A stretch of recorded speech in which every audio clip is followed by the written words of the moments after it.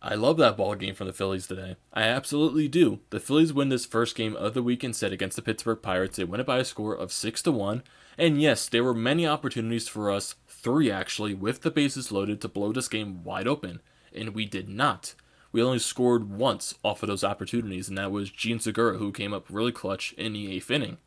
And just this reminds me of the first game in the Dodgers series against Clayton Kershaw. We had the bases loaded opportunities many times, and we did not score, and the Dodgers made us pay. Just thinking back, they beat us 16-2 in that ball game. Just thinking of the momentum switches that the Dodgers had since we didn't score on those bases loaded chances. Just praying to anything that the Pirates didn't capitalize on our mistakes. They didn't make us pay for not scoring with the bases loaded, and thankfully they did not make us pay because we had Jake Arrieta on the mound today, and he was dominant on the mound. Just a solid last start against the Washington Nationals, and pitching with his bone spur actually solid against the Washington Nationals, and he was solid again today against the Pittsburgh Pirates, and his stat line proves it against Pittsburgh, even going back to his days with the Chicago Cubs. He just loves pitching against the Pirates. He's really dominating against the Pittsburgh Pirates. And that just shows in today's ball game that he just dominated. He had a really solid stat line. He goes 5 2/3 innings, strikes out 4, only gives up 1 earned run. I think he walks 4 as well. But no, he actually walks 2 in this ball game. Yes, he walks 2. But he does leave this game with a bases loaded jam, but the bullpen does come in right after that and shuts the door down. So just just from a pitching standpoint in this ball game, just really dominant and shutting down the door. And that's what came back and helped us in this ball game because the Pirates were not able to make us pay for missing on as many opportunities with the bases loaded. And that came up big for us, thankfully.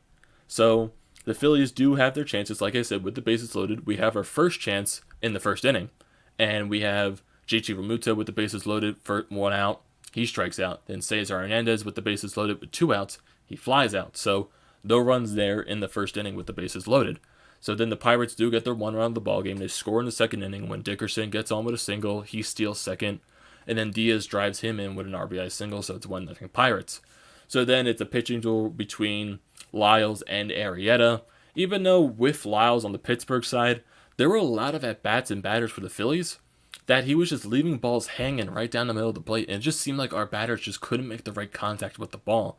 Especially the players like Rhys Hoskins, who didn't have that big of a night. There was a lot of moments at bats with Hoskins against Lyles where he just left a ton of hangers just right down the middle, and Hoskins was not able to make the right contact with the ball. He was either just fouling them off, foul tipping them, just not getting the right amount of contact, chipping it down the foul line. It just feels like we weren't capitalizing on those mistakes by Lyles. But we do end up capitalizing on Pittsburgh Pirate mistakes later in this ball game, and I'll get to that in a moment. So we get our first run in the top of the fifth inning with Adam Haseley. He just hit his first major league home run in yesterday afternoon's ball game. Comes into today's ball game with a red hot bat. He crushes another home run to the center field wall, over the center field wall into the bullpen for his second home run in as many days. So his bat's starting to get red hot, which is a good sign to see going down the road, adjusting to the MLB game. So hopefully that is a good sign going down the road. So then we go to the top of the seventh inning, and this is with our second chance with the bases loaded. But this is before this. So we get 2 runners on, Gene Segura, Brad Miller on, for Bryce Harper. And then he gets a single. He actually gets an RBI single right through the whole of the shift. And with Bryce Harper, his stat line, he's really good with runners in scoring position, just the summary of his entire season.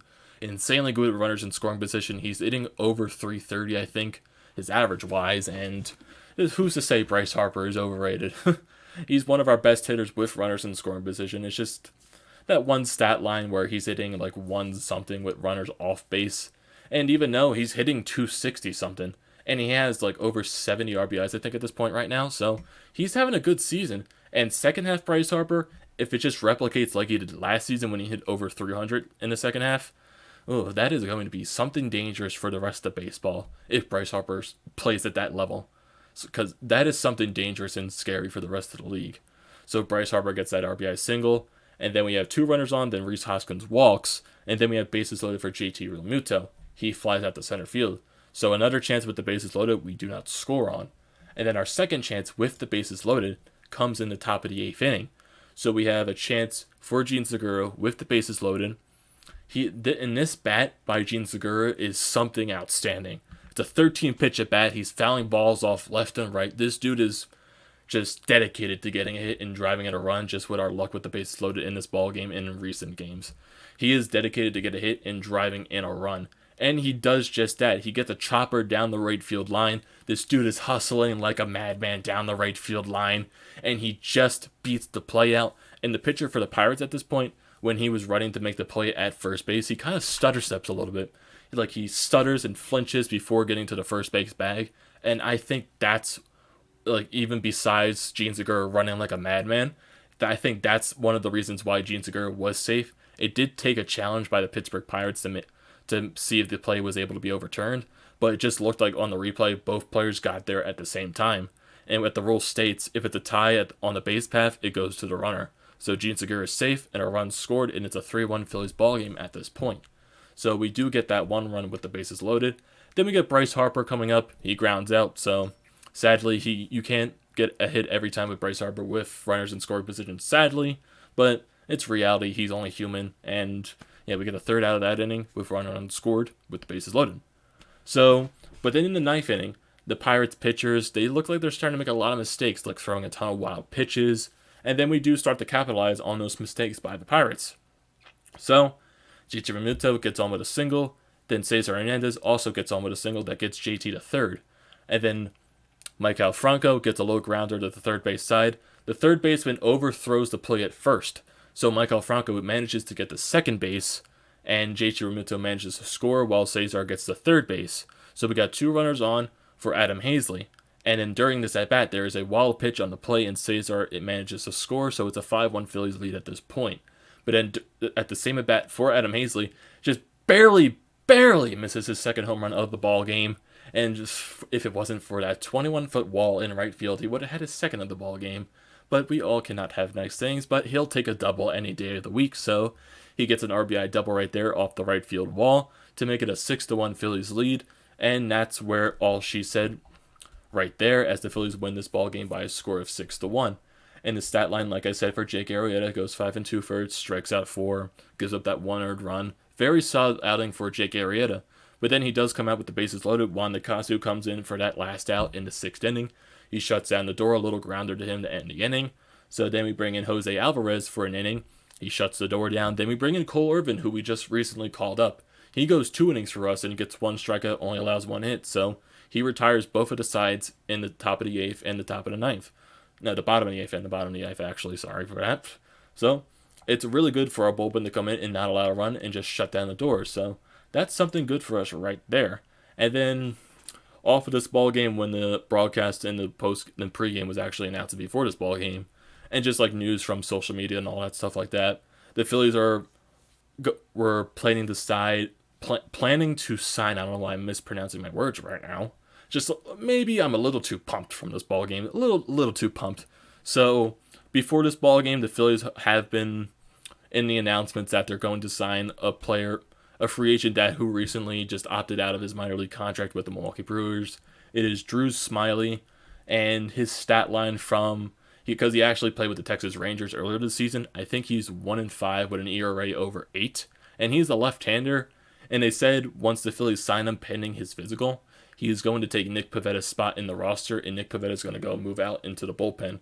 So it was kind of a decision on Gabe Kapler's standpoint to either replace Vince Velasquez or Nick Pavetta, so we decided to go with Nick Pavetta at this point because I think his statement was that we've already seen Vince Velasquez in the bullpen once this season already. So I guess it's Nick Pavetta's turn at this point to see what he can do from the bullpen standpoint. But hey, if it's a pitcher, maybe it's anything better than Nick Pavetta. Who knows? Maybe this guy can come in and just pitch maybe decent for us. Who knows? Anything can happen at this point. And there's also been many reports that the Phillies are looking at big-time pitcher names like Zach Greinke, Madison Bumgarner, Marcus Stroman from the Toronto Blue Jays. And it just, who knows? Maybe the Phillies are going to be looking into getting a big-time pitcher. But it would make more sense to go after a pitcher who you can control. And there's also been reports that the Phillies might go after Mike Minor from the Texas Rangers. But it would make more sense, like I said, to go after a pitcher you have more control over, someone who has years in length to the remaining of his contract. Like, say, Zach Greinke, he has years remaining on his contract, but maybe he's at 35. He's on the wrong side of 30. So even though he is having a good season, so maybe not something with Zach Greinke on the Madison Bumgarner side. He has 1 year remaining on his contract. He goes into free agency after the season, so it may not make the most sense to go after Bumgarner since he would just be a rental, and there's no guarantee that he resigns with the ball club. And Marcus Stroman, yes, he has years remaining on his contract, but who knows how much Toronto is going to want for him, because I think he's one of their big trade pieces this season on the market. And then Mike Minor, who's having a very questionable, not questionable season. Like, no one expected him to have as good of a season as he's having right now.